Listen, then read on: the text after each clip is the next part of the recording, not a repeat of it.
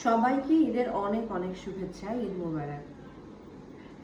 এই সময়টাই আসলে নিজের মতো করে থাকার সময়, পরিবারের সঙ্গে, নিজের ভালোবাসার মানুষের সঙ্গে এবং নিজের জন্য, নিজের সাথে থাকবার একটা সবচেয়ে সুন্দর এবং উপযোগী সময়।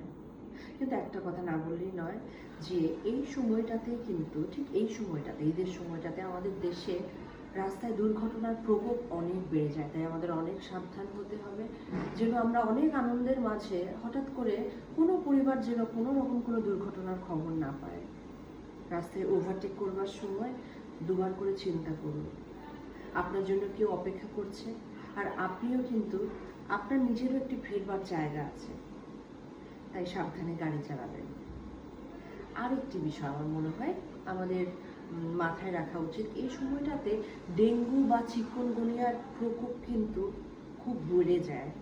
সেই জন্য নিজ দায়িত্বে সাবধান থাকুন, বাড়ির আশেপাশটা পরিষ্কার রাখুন, জমে থাকা পানি যা আছে সেগুলো সব পরিষ্কার করে রাখবেন, যেন অসাবধানতার জন্য কোনো রকম সমস্যায় আবার নতুন করে না পড়েন।